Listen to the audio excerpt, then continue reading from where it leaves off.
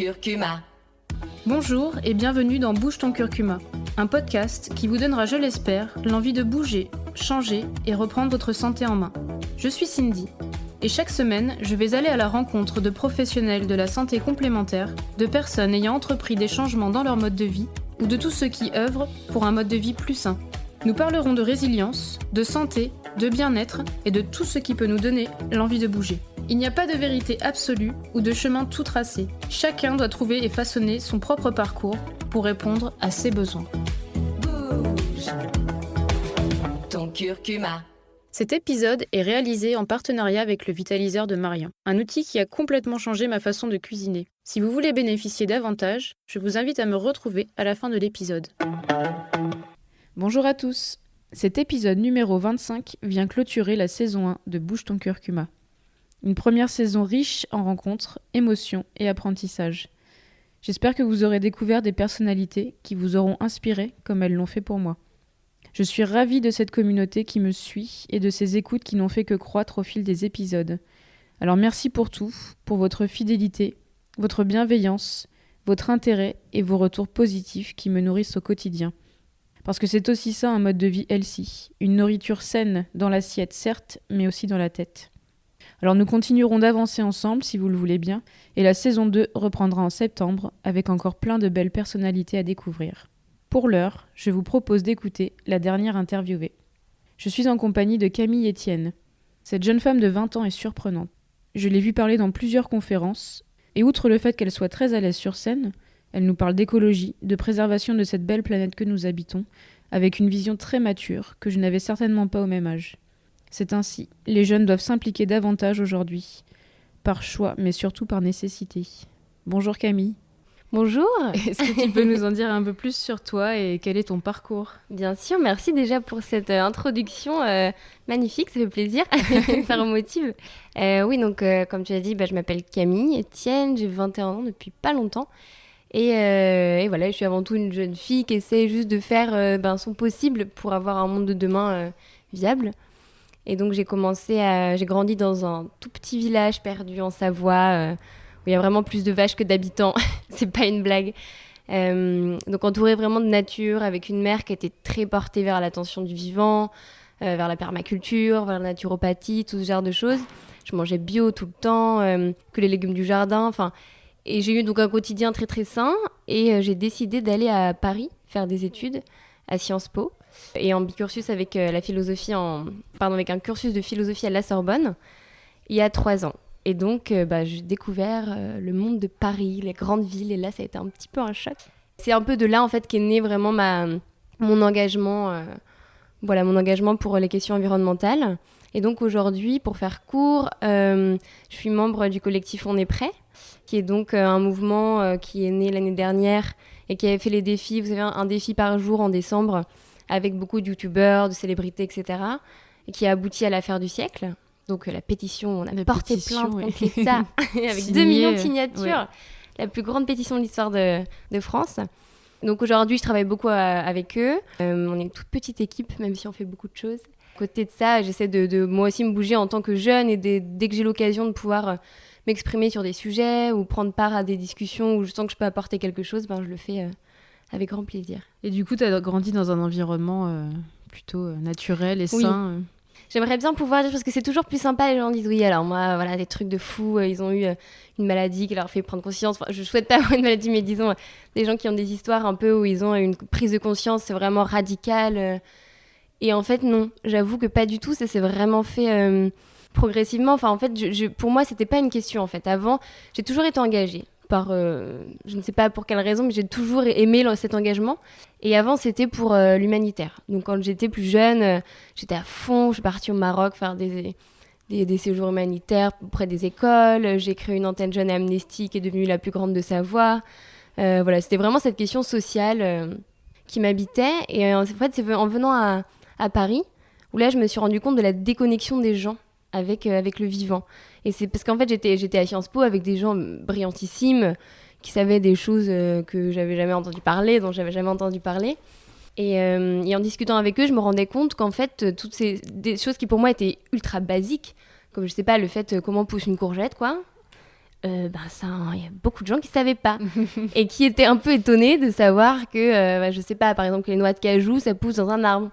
C'est un truc de fou, quoi, pour eux. Et je me suis dit, bon, je crois qu'il y a vraiment quelque chose à faire. Il y a un sujet qui est là. Et c'est là un peu que j'ai commencé à m'intéresser à ces questions-là, mais sans vraiment m'engager. Parce qu'il y a ce qu'on appelle le syndrome de l'imposteur, qui est bien, bien courant, et qui fait aussi que j'avais envie de... Je me sentais absolument pas légitime, enfin, qui j'étais pour porter ce message-là. Je veux dire, j'avais jamais rien fait de plus que changer mon propre quotidien, et vivre de manière très, très saine, mais finalement presque malgré moi, parce que c'était des choix des choix d'éducation qu'avaient fait mes parents, et qui m'avaient pas été imposés, parce qu'ils nous ont toujours expliqué pourquoi on consommait de telle manière, pourquoi on n'avait pas de téléphone avant la seconde, pourquoi on n'a jamais eu de télévision ni d'écran, pourquoi on n'avait pas de wifi à la maison, tout ce genre de choses. Et en fait, c'est là où vraiment je me suis dit, bon, bah voilà, je vais faire ma part, mais avant tout, pour me sentir légitime, j'ai besoin de me former. Et j'ai besoin de lire énormément, d'apprendre, et je voulais pas m'exposer. Donc en fait, ça fait un an à peu près, même pas, que quelques mois en fait, que je m'expose entre guillemets. Mais ma prise de conscience, elle date depuis 21 ans aujourd'hui. C'est ça en fait, c'est bien d'avoir des parents qui t'orientent sur la bonne voie. Parce que du coup, c'est eux qui t'ont donné les bases. Mais c'est assez marrant, c'est qu'en fait, il y a le côté de en fait, on n'écoute jamais nos parents, et qu'en fait, je me rends compte que souvent, j'ai besoin d'expérimenter les choses par moi-même pour après me dire, ah mais en fait, maman, elle avait quand même un peu raison, quoi. Et c'est pour plein de petites prises de conscience, ça s'est fait comme ça au début, pour ce qui était manger bio, etc., ou sans plastique. Enfin, quand je suis arrivée après à l'internat au lycée, mais moi, c'était la libération. Il y avait un Lidl à côté. Quand on y allait avec mes copines, on prenait des bonbons, des trucs. Et pour moi, je disais, ah, mais c'est génial. Attends, mais j'ai jamais eu le droit. Là, c'était là. Et après, petit à petit, je me suis dit, bon, en fait, c'était pas mal comment elle m'a élevée. Pour le plastique aussi, le fait d'être zéro waste, c'est un truc que j'ai découvert comme quelque chose de très trendy, où il y a des magasins spécialisés, Et en fait, il y a des trucs ultra basiques que ma mère faisait. Moi, ça m'embêtait un peu d'être la fille qui avait pas le dernier démaquillant, mais qui utilisait de l'huile d'olive pour faire tous ses soins ou ce genre de choses. Pour moi, il y avait rien de sexy là-dedans, quoi. Et après coup, je me dis, ah, mais en fait, elle a plein d'idées. Alors maintenant, je l'appelle, maman, comment est-ce que je fais pour ça Et là, t'as pas une recette Et là, maintenant, j'ai mal à la gorge, je prends quoi comme plante Donc c'est vrai que c'est un peu marrant de voir comment tout se fait, ce processus aussi d'adolescent, quoi. On a besoin d'expérimenter la vie aussi. Puis il y a une petite phase de rébellion qui est normale. Il y a une phase de rébellion, absolument. Mais je lui ai un petit peu moins que mon frère, j'aimerais le dire, quand même, qui fait que ça m'a toujours tenu à cœur ces questions de vivant, parce que simplement j'ai grandi dans le vivant, donc pour moi en fait, quand on est face à ces montagnes-là, quand on se réveille face à cette immensité-là, on peut que être humble et se dire mais je suis rien, je suis vraiment rien. Et j'ai mon père qui est guide haute montagne, et chaque année, même presque plusieurs fois par an, il y a des amis à lui qui ont des accidents mortels et qui disparaissent parce qu'en faisant ce sport extrême, bah voilà, tout peut arriver en fait. On peut avoir une avalanche, une crevasse, et ça nous rappelle à chaque fois à quel point on est fragile et à quel point mais on est rien. Bien sûr. Et ça, voilà, donc c'est une humilité que j'ai eue depuis toujours face à cette nature-là, quoi. C'est quand même plus facile. Enfin, moi, j'explique à ma fille, donc on vit en ville, mais j'explique beaucoup de choses et je sens bien que des fois, elle aimerait faire autrement, comme les copines, et manger des Kinder Pingui. C'est normal, ça passera. Voilà, je me dis que bon, tout est possible. Donc du coup, tu as eu cette phase de rejet, donc ça, c'est passé. Oui, maintenant c'est bon. Maintenant c'est bon. Tu t'es revenu à tes bases et tu t'es dit... Mais il y a quand même des choses, des prises de conscience très récentes par rapport à tout ce qui est des sujets un peu anxiogènes comme la théorie de l'effondrement, etc. Où ma mère, on avait ces discussions-là et où elle me disait non mais moi de manière... Enfin là, moi j'essaie de faire une maison autonome en énergie, en eau, avec un jardin, comme ça si jamais ça se passe mal, bah vous aurez un endroit. Et moi, jusqu'à il y a quelques mois, je disais encore mais arrête avec ça, enfin tu t'es déconnecté, tu connais rien... Et non, c'est bon, ça va aller. T'inquiète pas, il y a des gens qui réfléchissent dans des bureaux toute la journée, comment sauver le monde. C'est bon, maman, tu comprends pas, quoi. Et puis plus je lis, et plus je m'avance, et plus je me dis, mais je sais pas comment elle sait toutes ces choses-là, mais elle a vraiment une bonne intuition de maman. Donc voilà, il y a encore un peu des résistances. Ouais, et puis elle anticipe pas mal, finalement. Ouais. À quel moment t'as décidé de t'orienter vraiment sur l'environnement, de t'engager ? Comme je dis, c'était vraiment plus l'arrivée à Sciences Po et un peu cette déconnexion-là au vivant. Et après, là où je me suis engagée dans le sens publiquement, entre guillemets, très modestement, beaucoup de guillemets je mets. Mais c'est peut-être après, donc j'ai essayé d'abord de partir en Finlande, 1 an. À Sciences Po, la 3e année se fait à l'étranger. J'avais beaucoup d'amis qui partaient en Australie, à Miami, c'est sûrement très très chouette aussi. Mais j'avais envie de retourner un petit peu proche de la nature. Parce que j'ai passé mon enfance à devoir aller en luge à l'école ou en ski. Et là, j'arrivais à Paris avec le métro et je me suis pas rendu compte à quel point en fait ça m'avait manqué, simplement d'être dans la nature. Et donc, je suis partie en Finlande, donc l'endroit le plus calme, paisible et proche de la nature possible. Et là-bas, je me suis formée sur les questions de sciences, parce que pour moi, c'était quelque chose qui me manquait beaucoup. J'avais un cursus très complet avec Sciences Po, donc tout ce qui était histoire, droit, politique. À côté, je faisais de la philosophie à la Sorbonne, donc des choses passionnantes. Mais je me disais, pour vraiment défendre l'environnement et porter ces questions-là, comment je peux le faire sans même savoir comment une plante, elle pousse, quoi. Je veux dire, ça me paraissait impossible de pouvoir défendre le vivant quand j'ai aucune idée de la composition, je sais pas, par exemple, je sais même pas qu'est-ce que c'était le carbone dans le sol. Je dis, mais quoi, on n'a pas tant de CO2 dans le sol. Enfin, ce genre de choses-là qui fait qu'après, du coup, les informations scientifiques qui m'arrivent me choquent moins ou je les comprends moins. Et donc, je me suis dit, voilà, bon, il faut d'abord que je me forme comme ça. Et le seul endroit où je pouvais le faire, c'était en Finlande. Parce que là-bas, ils sont très open. Et en gros, l'idée, c'est, bon, du moment que tu valides, tu te débrouilles et c'est bon. Donc, t'as pas besoin de prérequis. Donc, je suis allée à la faculté d'agriculture, où j'ai pris des cours de méthode d'agriculture biologique avec des gens qui étaient déjà en master. Donc j'ai un petit peu ramé, j'ai beaucoup ramé, mais ça s'est très très très bien passé. J'ai appris énormément de choses et c'est donc en revenant où tout est allé très vite à la fois et en même temps je m'étais vraiment préparée à cet engagement depuis longtemps. En changeant moi mon quotidien, en étant sûre de mes valeurs, en lisant, en me formant.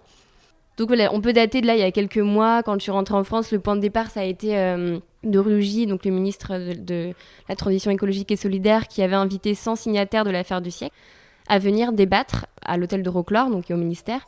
Et j'avais été tirée au sort par les 100. Et je devais absolument pas y aller parce que ça ne correspondait pas. Je rentrais juste seulement 2 jours plus tard en France et je me suis dit, mais je vais pas perdre un billet d'avion comme ça, non. Et je sais pas pourquoi, j'avais une petite intuition qui me disait, mais vas-y. Donc j'y suis allée quand même. Et là-bas, j'ai fait une petite intervention sur les semences. Et j'ai croisé à la fin donc, l'équipe de On est prêt, que j'ai rejoint le lendemain directement et tout est allé vite. Et après, ça s'est enchaîné. Des projets au Festival de Cannes, des projets à Barcelone avec Cécile Duflot. Enfin, voilà. Ah, ça, c'est incroyable.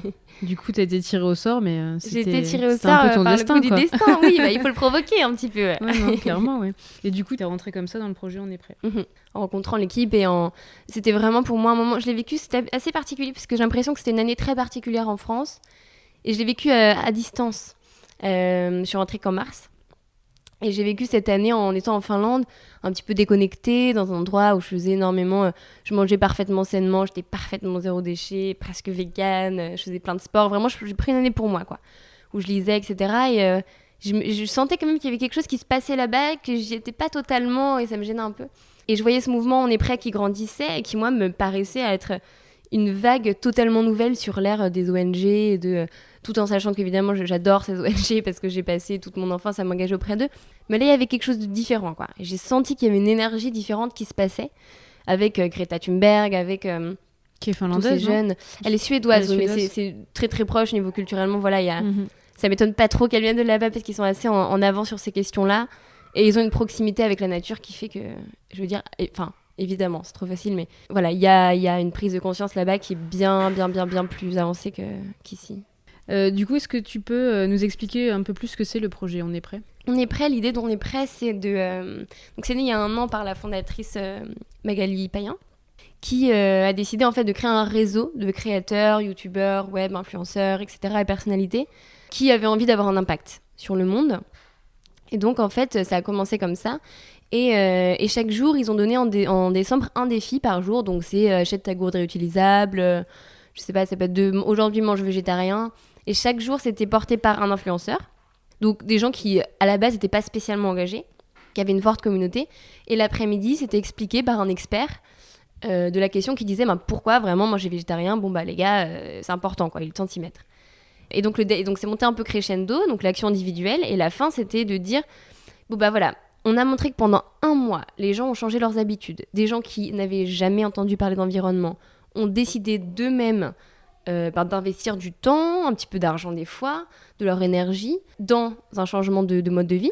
Donc aujourd'hui, ils sont prêts. Voilà, la société est prête, il y a énormément de gens qui ont suivi ce défi, donc vous n'avez plus, chers politiques, le droit de dire oui, mais voilà, vous vous rendez pas compte, si on fait des mesures écologiques, les gens ne vont jamais suivre, etc. Donc là, on a dit, voilà, les gens sont prêts, donc maintenant, c'est à vous aussi de faire votre part, quoi. Les citoyens ne peuvent pas tout porter, on a besoin d'y aller ensemble, on a besoin d'avancer ensemble.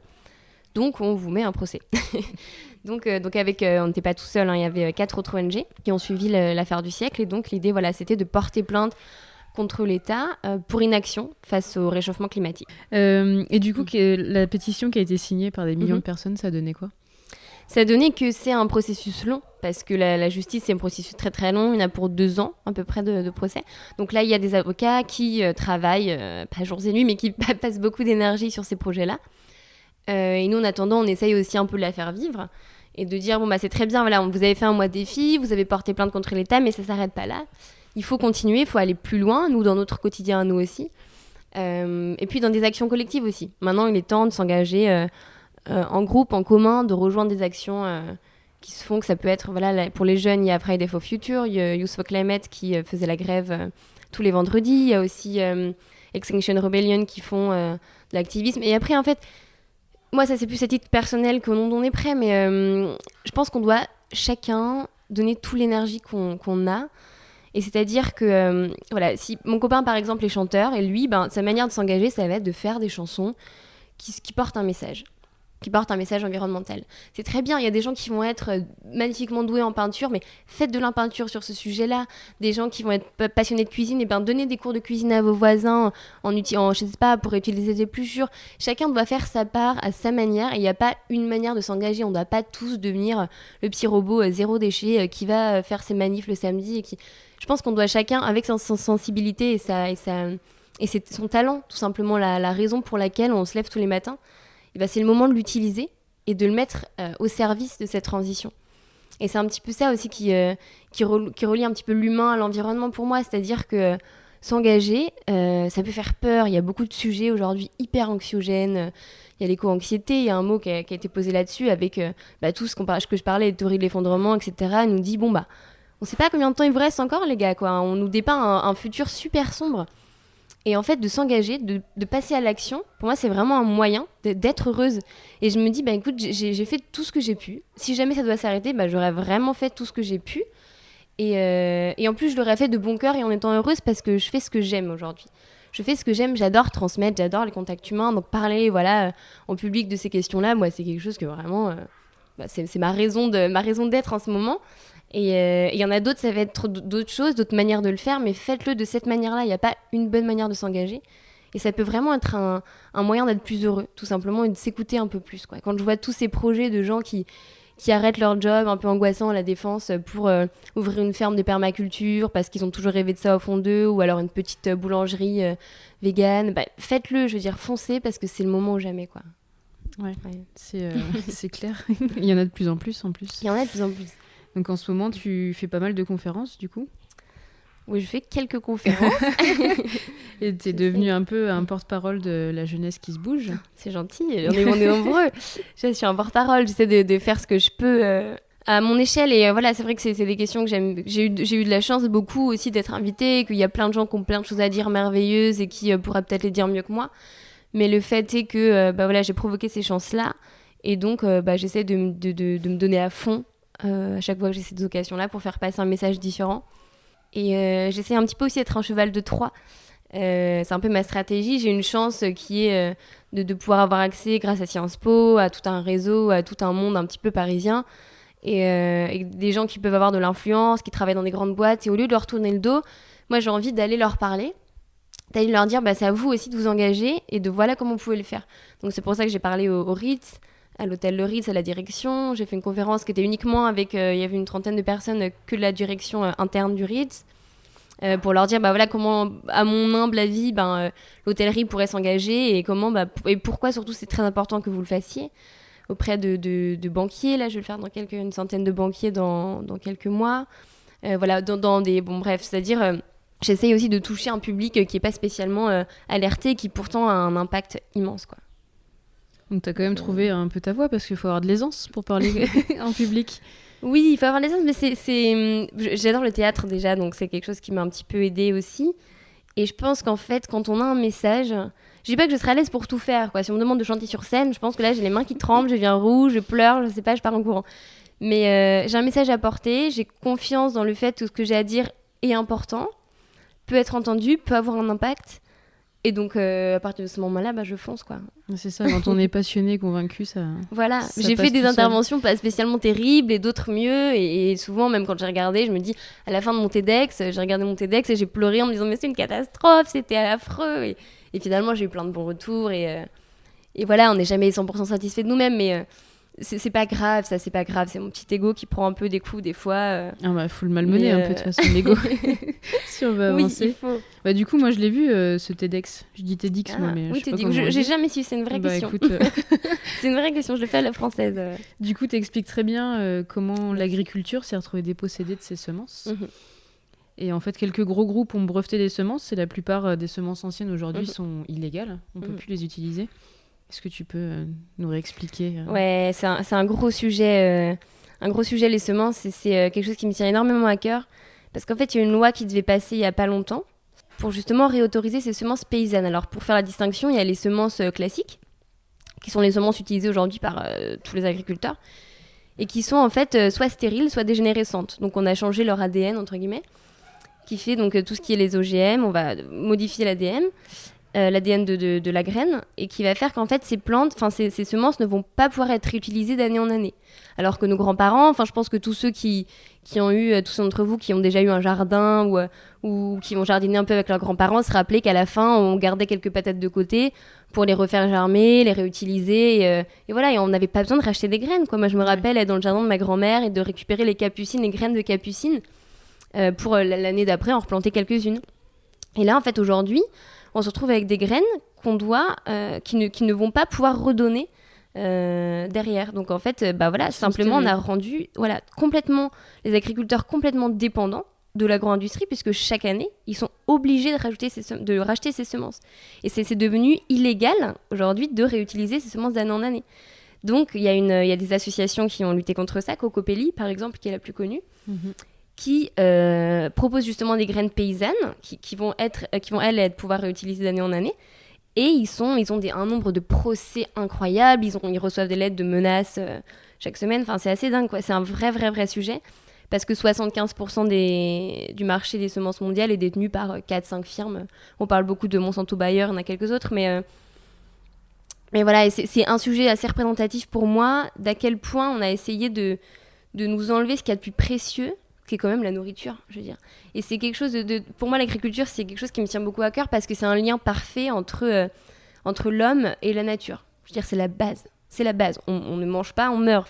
On l'oublie trop souvent. Que 90% de nos maladies viennent de la manière dont on se nourrit. Donc qu'on peut soigner avec ce qu'on mange aussi. Et l'agriculture, aujourd'hui, c'est un vrai fléau, malheureusement, alors que ça devrait être l'inverse, pour l'environnement, mais de toutes parts, quoi. Je veux dire, par rapport à la déforestation, parce qu'on a un élevage qui est intensif, par rapport au bien-être animal, parce qu'on fait des choses qui sont abominables, par rapport à l'utilisation de l'eau, je crois que 70% de la pollution de l'eau, elle est due à l'agriculture, parce qu'on va avoir aussi, on va utiliser beaucoup de nitrates et d'intrants, comme du nitrate, qui vont ensuite s'infiltrer dans le sol et qui vont polluer toutes les nappes phréatiques, et qui vont faire, là je vais un peu technique, mais ce qu'on appelle l'eutrophisation. Donc ça fait peur, mais en fait c'est simplement le fait que, vu que on a brûlé nos sols avec tous les pesticides, etc., ils produisent plus. Donc on est obligé de rajouter des choses dedans, qu'on appelle des intrants, dont le nitrate ou le phosphore, qui vont ensuite s'infiltrer dans les nappes phréatiques et arriver jusqu'à nos océans ou nos cours d'eau. Et là, d'un coup, évidemment, c'est quelque chose qui fait pousser les plantes. Donc du coup, on va avoir plein d'algues qui vont pousser, parce que d'un coup, il y a beaucoup plus de nitrate ou de phosphore. Donc du coup, on va avoir plein d'algues vertes. Je sais pas si vous avez vu en Bretagne, il y a eu des scandales récemment. Et puis partout, même quand vous partez en vacances, souvent là dans les côtes vers la Martinique, tout ça, il y a ces problèmes plein d'algues qui d'un coup envahissent les plages. Ouais. En fait, c'est dû à ça, c'est dû en partie au bloom, ce qu'on appelle. Donc voilà, bon, je pourrais en parler des heures, mais c'est vrai que l'agriculture, c'est un sujet très très très important. Et pour autant, je trouve qu'on en parle peu. On en parle peu comparé à ce qu'on va... tout est important, je veux dire, on peut pas hiérarchiser, mais...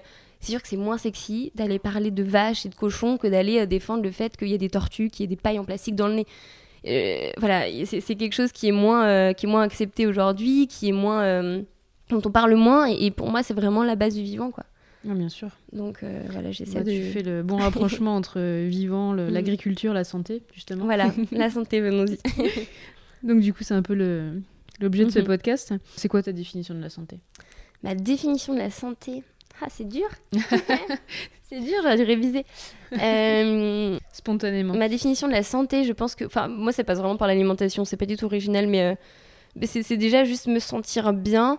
Et moi, ça passe 100% par l'alimentation. En fait, c'est être en santé, en bonne santé, pour moi, c'est bien s'alimenter, quoi. Ça passe par là à 200%.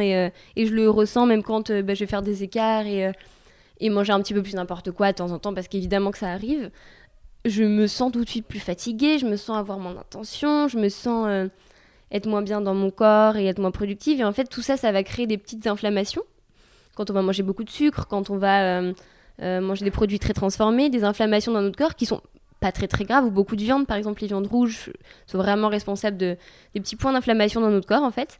Et que si on les soigne pas tout de suite, le stress aussi est un des facteurs qui fait ces points d'inflammation, vont faire qu'en fait, petit à petit, ça va devenir des grosses inflammations qui vont être responsables de maladies. Et aujourd'hui, on sait que les cancers et toutes ces maladies aussi, les maladies chroniques, partent en fait de petits points d'inflammation qu'on n'a pas essayé de traiter. Donc l'alimentation, c'est pas juste un petit hobby parce que je trouve ça sympa de faire des photos d'assiettes jolies sur Instagram, ou parce que ça me fait kiffer d'aller faire le marché en achetant mes petits trucs bio. C'est vraiment... Parce qu'en fait, mais c'est la base de tout, c'est la base de notre santé, c'est la base de celle de notre planète, et c'est surtout la base aussi de la santé des agriculteurs. Parce qu'on pense à nous en disant oui, il faut pas manger de pesticides, enfin de produits qui contiennent des pesticides, etc. Mais si vous imaginez, quand nous on mange une carotte qui a des pesticides, on n'est pas content, mais l'agriculteur qui les a produits, les bidons et les bidons de litres de glyphosate qu'il a peut-être utilisés, sont aujourd'hui malades, et c'est quelque chose moi qui me touche d'une force assez dingue quand je parle à ces agriculteurs-là. J'ai eu la chance, il y a pas longtemps, d'assister à l'avant-première du film Au nom de la terre, donc où le réalisateur parle avec Edouard Baird, qui parle justement de ces questions-là, où son père s'est suicidé avec le produit qui a tué sa terre. Et il y avait cette conférence un monsieur qui s'appelle Pierre François, et qui est donc un agriculteur qui a eu une maladie très très grave suite à l'utilisation du glyphosate, et qui est aujourd'hui en procès, qui a gagné un procès contre Monsanto. Et moi, ça me touche à chaque fois parce que voilà, je trouve que c'est le plus beau métier du monde. C'est des gens qui vont en fait nous permettre d'être, pour revenir à la santé, parce que je m'éloigne un peu, mais c'est des gens qui vont nous permettre de nous pas être malades, de nous nourrir et de vivre chaque jour. Et on les respecte absolument pas, on les oublie, on les laisse mourir avec ces produits qui les tuent. Et voilà, et aujourd'hui, les agriculteurs, c'est eux qui ont le plus haut taux de suicide. C'est un agriculteur tous les 2 jours qui décide de mettre fin à sa vie pour produire notre nourriture. Donc, ça me paraît être un monde un peu fou. Parce que les conditions sont trop extrêmes. Parce que les conditions sont trop extrêmes, parce qu'aujourd'hui ils gagnent une misère, parce qu'on les a rendus dépendants par les semences, mais il y a plein d'autres choses. Les semences, c'est un point de départ qui fait déjà que, en fait, avec les semences vient tout un packaging, entre guillemets, de l'éleveur qui va faire, de l'agriculteur qui va devoir acheter du coup le gros tracteur pour labourer ces immenses champs de monoculture, qui va devoir vendre vendre ses récoltes à des prix très très bas, parce qu'il est dépendant du cours de la bourse. Enfin, c'est fou quand on se dit qu'aujourd'hui, je sais pas, le cours du blé, il y a un cours pour le blé, quoi. Enfin, c'est un truc à la bourse, moi, ça me dépasse. C'est la nourriture, quoi. Et donc, c'est des gens qui sont très souvent endettés, qui vivent dans des conditions où ils ont absolument aucun jour de vacances. Enfin, je veux dire, quand on est agriculteur tout seul, ceux qui connaissent un peu savent qu'on a très, très, très peu de temps pour soi. Et pour au final avoir une reconnaissance qui n'est pas là, quoi. C'est surtout ça. Enfin, pour moi, c'est des héros, ces gens qui vont produire de nourriture, et on a très très peu de reconnaissance envers eux. Mais non, ils se font énormément critiquer, en fait. Bien sûr. Mais comment on les aide à passer une reconversion ? Là, c'est là où l'État doit vraiment entrer en jeu et doit accompagner une transition. Aujourd'hui, il y a des enjeux très importants avec la PAC. Donc là, c'est des sujets un peu techniques. Je vous laisse aller voir un collectif pour une autre PAC qui l'explique très bien. Où en fait, en 2 mots, aujourd'hui, la PAC, ça finance, donc c'est 70% du budget, enfin c'est énorme au niveau européen le budget que ça représente. Et aujourd'hui, la France décide de le donner c'est une aide à l'hectare. Donc plus on a des choses grandes et plus on produit, plus on va avoir d'argent. Ce qui n'a quand même aucun sens. On devrait plutôt essayer de regarder, tiens, qu'est-ce qu'on va produire ? Parce qu'évidemment que si on va faire de l'élevage, on peut avoir des très très grands champs, alors qu'on va produire une protéine, au final, la quantité de nourriture, de protéines qu'on va produire est faible. Alors que si on encourage justement ceux qui vont avoir une reconversion, qui vont pas détruire leur sol, là c'est un peu plus d'impact. Et en fait, on pense aujourd'hui à très court terme. C'est-à-dire qu'on se dit, qu'est-ce que ça va me rapporter, qu'est-ce que ça va coûter ? Alors évidemment, le gars qui produit en intensif, ça va, il va vendre 2 € son brocoli. Et le gars qui va produire en bio, qui va le vendre 5 €, en réalité, on prend pas en compte le coût de la dépollution des eaux derrière, le coût de l'assurance maladie qui va devoir traiter tous ces gens qui sont malades à cause de cette mauvaise alimentation. On va pas prendre en compte le fait que les sols sont détruits, donc il va falloir derrière essayer de les laisser en jachère quelque temps pour qu'ils se refassent. En fait, il y a un coût qui est caché, et qui, juste pour parler en termes de coûts, parce que je vois que pour ces gens qui prennent ces décisions, c'est comme ça qu'ils les prennent, avec des coûts et des dépenses et des opportunités. Donc en termes de coûts, je vous assure que ça coûte moins cher de produire bio et qu'on devrait tous s'y mettre. Donc voilà, il y a des solutions au niveau européen, mais surtout là pour ceux qui nous écoutent, vous, qu'est-ce que vous pouvez faire ? C'est soutenir ces gens-là en achetant. Il y a des AMAP. Alors je sais qu'il y a beaucoup de listes d'attente sur Paris où c'est en fait on achète chaque semaine. Moi j'ai mon petit panier, je paye 10 € par semaine. Je vais chercher un panier avec la récolte. Je sais pas ce que c'est sera un panier surprise. Et le producteur me met un peu ce qu'il a récolté dans la semaine. Donc pour lui, il n'a pas de pression. Voilà, il n'a pas de pression de dire oh mon Dieu, tout le monde veut des tomates. Moi, c'est une cata. J'ai plein d'haricots. Comment je fais ? Moi, j'aurai un peu plus d'haricots, mais justement, je vais découvrir comment cuisiner, une nouvelle manière de cuisiner ça. Et après, il y a aussi Au bout du champ, par exemple, qui est un magasin pour ceux qui ne peuvent pas avoir accès aux AMAP, où chaque matin, c'est approvisionné par le producteur lui-même. C'est ouvert que l'après-midi. Il y a plein de manières, en fait, d'avoir son jardin, évidemment. C'est incroyable, mais tout le monde n'a pas cette chance. Donc voilà, il y a des solutions. Il y a des solutions. En gros, t'es quand même optimiste. Je suis optimiste. Je suis optimiste. Je sais pas si je suis très... Ouais, c'est une question un peu que je me pose chaque jour et je pense que je suis optimiste du moment que j'agis parce que j'ai envie d'y croire et que je me dis que on vit un moment un peu spécial. Notre génération, on est la première génération à subir les conséquences directes du changement climatique et un peu la dernière à pouvoir y faire quelque chose. Et donc je me dis que je mettrai toute mon énergie. Et moi, j'ai envie d'y croire parce que si j'y crois pas, comment me lever tous les matins et aller militer, aller passer mon temps à défendre des choses, aller passer mon énergie à changer mon quotidien, quoi. Ah, bien sûr. C'est ce que je disais au début, c'est même plus juste une question de choix. Maintenant, ça va devenir une nécessité, quoi. C'est une nécessité. Pour moi, c'est maintenant, tout de suite, et c'est urgent. Je veux dire, moi, si on me posait la question, je pense que j'aurais autre chose à faire. Je préférerais, je parlais de théâtre, je suis passionnée de ça, ce serait mon rêve ultime de devenir comédienne, actrice, ça me ferait vraiment ultra plaisir, mais en fait, aujourd'hui, face à l'urgence climatique, je me vois pas faire autre chose que défendre ça, parce que j'aime trop la vie. J'aime trop la vie, c'est ça quand on me dit, mais oui, mais c'est pessimiste, vous faites peur. Non, c'est justement parce qu'on aime tellement la vie, qu'on est des gens qui aiment la nature, qui aiment le vivant, que j'ai envie que ça dure le plus longtemps possible, que je me bats chaque jour. C'est pour cette raison-là, et c'est pas l'inverse. C'est parce que je suis une pessimiste invertérée qui va dire non mais de toute manière c'est foutu, vous vous rendez pas compte, on a tué tous les sols, on a perdu 80% des insectes en 30 ans. C'est vrai, et je le dis parce que justement j'ai envie qu'on se bouge, parce que pour moi il est pas encore trop tard, mais il est vraiment urgent de s'y mettre. Donc on parlait de la santé et la maladie selon toi, ça intervient comment ? La maladie ? Oui. On en a un peu parlé avec les inflammations. Ouais, je dirais, voilà, pour moi, c'est avec ça. Puis aussi tout ce qui est lié évidemment au stress et à notre société. Et c'est pas du tout éloigné de l'écologie, ces questions-là, parce qu'en fait, quand on parle de permaculture, quand on parle de ces questions-là, en fait, c'est aussi toute une hygiène de vie qui va revenir. On va revenir à des choses plus simples. Le minimalisme, qui est très bon pour l'écologie, qui va faire qu'on va avoir moins de choses dans notre quotidien, c'est des choses aussi qui vont nous apporter moins de stress, qui vont nous calmer. Voilà, c'est des modes de vie un peu qui, pour moi, c'est aujourd'hui le fait qu'on va dans une société où tout va vite. Où on a beaucoup d'attentes envers nous. Et voilà, où tout va vite, c'est ça, en fait, c'est l'urgence un peu c'est très difficile, je suis pas très claire parce que c'est des questions que je me pose en ce moment.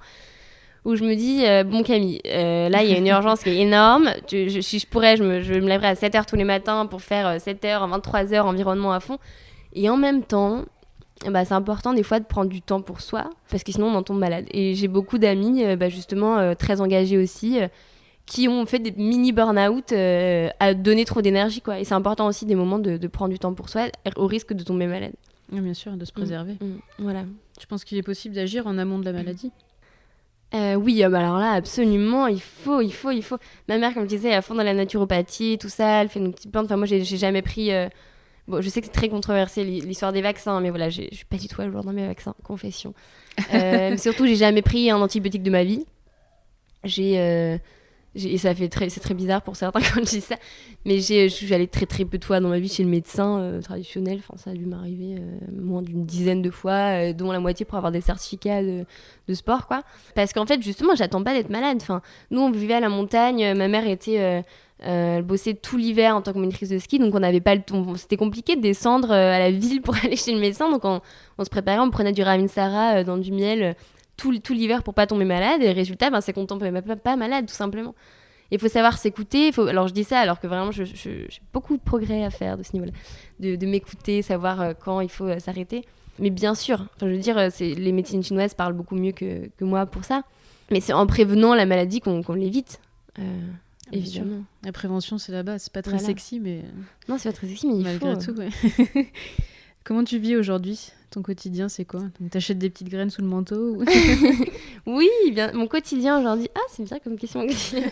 Mon quotidien, c'est que j'essaye je m'engage un petit peu progressivement. Donc, les questions d'alimentation, ça, c'est une case un peu cochée depuis à peu près toujours. Je me suis mise au zéro déchet il y a pas longtemps, donc je fais mes petites recettes de shampoing, de shampoing pas encore, non, j'ai un shampoing solide très très bien, j'ai un peu la flemme parce que c'est compliqué donc je l'achète, mais de lessive, de dentifrice, tout ça. Donc je change mon quotidien comme ça. J'ai décidé d'essayer d'arrêter de prendre l'avion. Très très très difficile. Donc aujourd'hui, je suis vraiment sur ces sujets-là que je me penche en ce moment.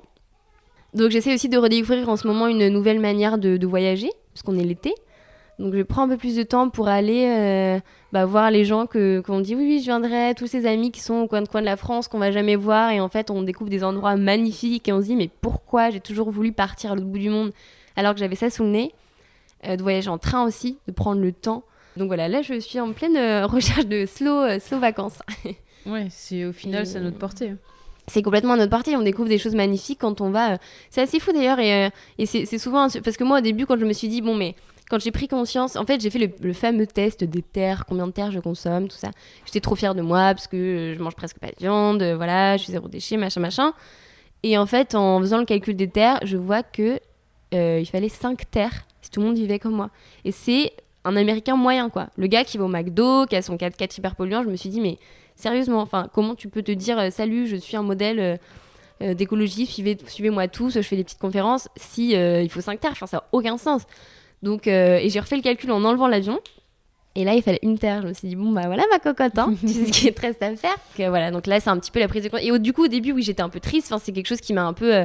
parce que j'adore voyager, que j'ai beaucoup voyagé avec mon père aux quatre coins du monde en sac à dos, que ça m'a énormément apporté, que j'étais vraiment la globe-trotteuse de mes potes. Et finalement, bah là, maintenant, j'en suis un peu à l'étape où je me dis, mais c'est génial. Je découvre tellement de choses magnifiques dont j'aurais jamais... soupçonné, quoi. Je veux dire, l'Ardèche, les gars, mais c'est incroyable, l'Ardèche. Les gorges du Verdon, on a l'impression d'être en Thaïlande. La France, c'est une diversité incroyable. Et puis même un peu plus loin, enfin, je veux dire, là, on va aller en Italie en train. C'est vraiment à portée de main. L'année dernière, enfin, là, il y a quelques week-ends, je faisais une conférence à Barcelone. Bah, j'y suis allée en train aussi. J'ai mis 6 heures, j'ai bossé, j'ai lu en passant devant des paysages magnifiques. Et c'est trop chouette de me dire, mais je suis allée, enfin là, je pouvais voir sur la carte ce que j'avais fait pour descendre jusqu'en Espagne. Et finalement, je suis arrivée le soir et ça y est, j'étais déjà en Espagne, quoi. Ouais. Donc, ouais, voilà. Mon quotidien, en ce moment, c'est ça. Et t'achètes des plantes non hybrides aussi, j'ai vu. Ouais, il y a aussi cette question-là, les hybrides F1.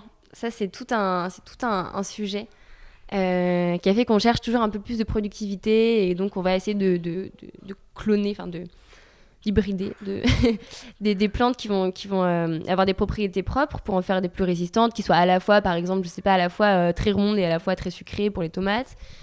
Mais en fait, en faisant ça, on a perdu une variété énorme de fruits et légumes. Et alors, à la limite, on pourrait dire, bon, bah, très bien, c'est cool, il y a moins de tomates, ça va, quoi, c'est pas la fin du monde. Donc, non seulement pour les sols et pour la biodiversité de manière générale, bah, cette perte de variété, elle est catastrophique. Mais pour parler aux égoïstes, le fait ça a un impact sur nous. Parce qu'en fait, aujourd'hui, par exemple, pour avoir autant de vitamine C en mangeant une pomme qu'en 1950, aujourd'hui, il faut manger 100 pommes. Donc, en mangeant 100 pommes, j'ai autant de vitamine C que quand je mangeais une pomme en 1950.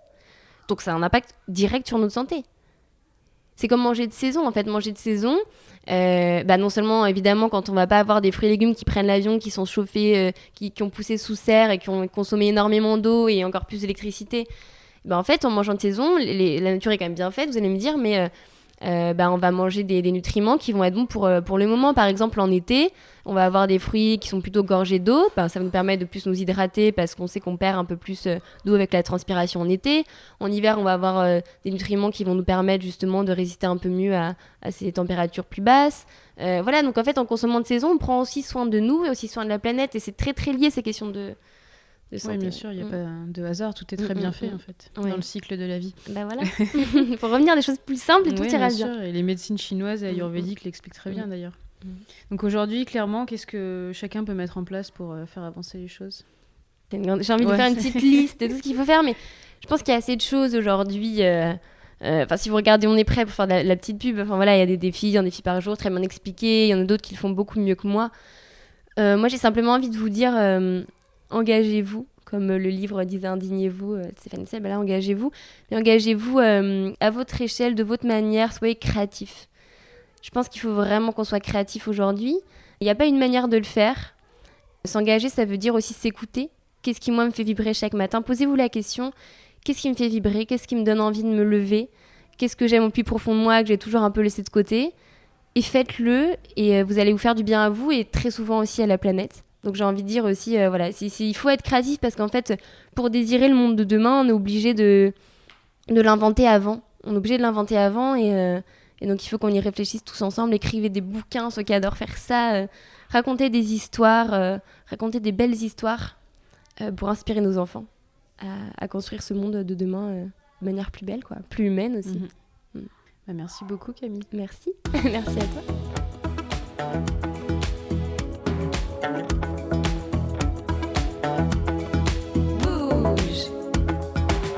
Ton curcuma. Si le vitaliseur de Marion vous intéresse et que vous souhaitez bénéficier davantage, n'hésitez pas à me contacter via le site Curcuma Box en précisant que vous êtes auditeur de Bouge ton curcuma. À bientôt pour un prochain épisode.